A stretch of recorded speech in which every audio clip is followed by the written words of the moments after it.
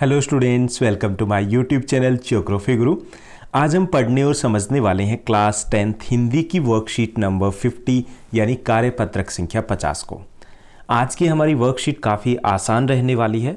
आसान इसलिए रहने वाली है क्योंकि आज हम कुछ नया नहीं पढ़ने वाले हैं, बल्कि हम दोहराई करने वाले हैं, पुनरावृत्ति करने वाले हैं। यानी जो हम पहले पढ़ चुके हैं उसी की दोहराई होने वाली है। आज हम दोहराई करने वाले हैं उत्साह कविता की। उत्साह कविता है सूर्यकांत त्रिपाठी निराला द्वारा रचित है, जिसमें समाज में बदलाव की बात की गई है, समाज में परिवर्तन की बात की गई है। तो चलिए शुरुआत करते हैं। जैसा कि आप अपनी स्क्रीन के ऊपर देख पा रहे हैं, ये हमारी वर्कशीट नंबर 50 यानी कार्यपत्रक संख्या 50 है। हमारा विषय हिंदी है, जिसमें हम उत्साह कविता है उसकी दोहराई करने वाले हैं और आज की दिनांक है 2 नवंबर 2020। हमने पिछले कार्यपत्रकों में सीबीएसई के पाठ्यक्रम में शामिल क्षितिज भाग 2 के पद्य पाठों पर आधारित कार्यपत्रकों का अध्ययन किया। हमने उनको समझा है, जितने भी हमारे पद्य पाठ थे उनको हमने समझने का प्रयास किया है। अब हम पुनरावृत्ति करने वाले हैं, यानी कि इसकी दोहराई करने वाले हैं। और आज हम दोहराई करने वाले हैं सूर्यकांत त्रिपाठी निराला द्वारा रचित उत्साह कविता की। यानी इसमें अभ्यास के कुछ महत्वपूर्ण प्रश्न दिए गए जिनको हमें हल करना है, साथ ही साथ एक गतिविधि दी गई है जिसमें हमें एक कविता लिखनी है। तो चलिए शुरुआत करते हैं।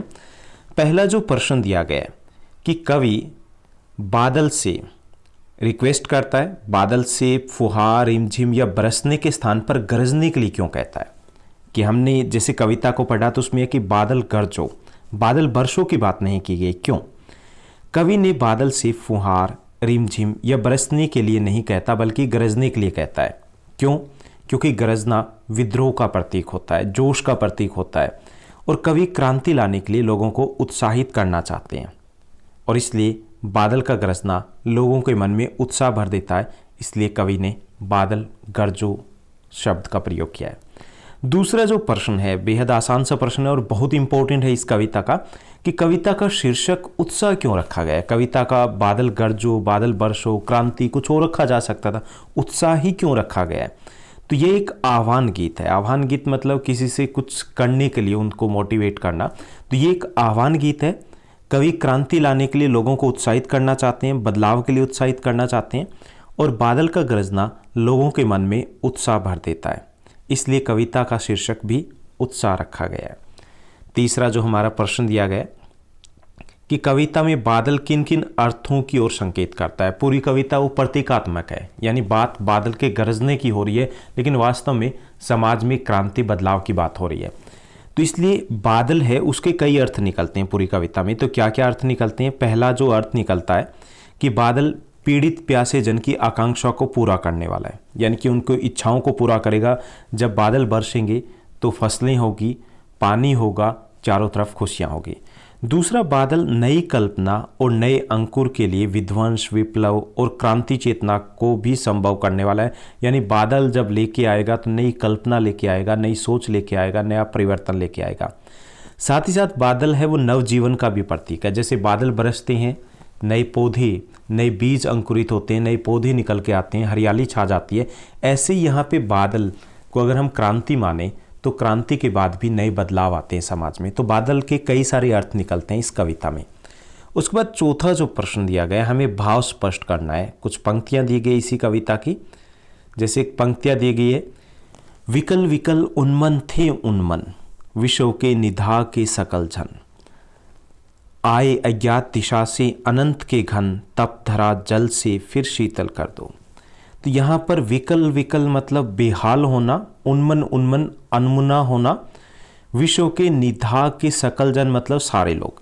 तो इन पंक्तियों में कवि ने तपती गर्मी से बेहाल लोगों के बारे में लिखा है कि सभी लोग तपती गर्मी से बेहाल है, उनका मन कहीं नहीं लग रहा, अनमना सा लग रहा है उनको।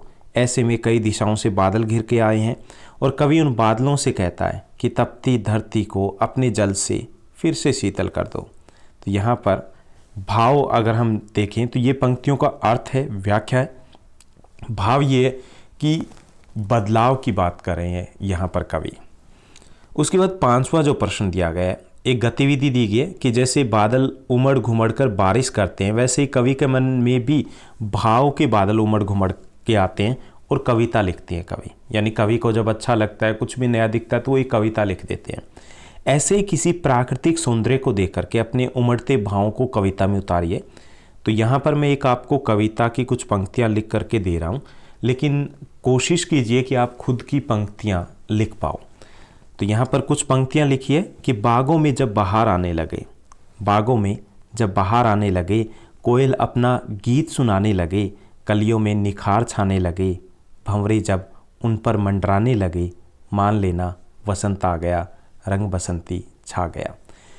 खेतों में फसल पकने लगे, खेतों में फसल पकने लगे, खेत खलियान लहलहाने लगे, डाली पे फूल मुस्काने लगे, चारों ओर खुशबू फैलाने लगे, मान लेना वसंत आ गया, रंग बसंती छा गया। तो ये कुछ पंक्तियाँ थी, आप अपनी तरफ से भी लिख सकते हो कुछ पंक्तियाँ, जरूरी नहीं कि वो कितनी सही है, उससे ज़्यादा ज़रूरी कि आपने कोशिश की है। तो आज की इस वर्कशीट में बस इतना ही। उम्मीद करता हूँ आपकी स्टडी बेहद अच्छे तरीके से चल रही होगी। बहुत इंपॉर्टेंट क्लास है आपकी, अब तक आपने अपना टाइम टेबल सेट कर लिया होगा और उसी के अकॉर्डिंग आप उसको फॉलो भी करे होंगे।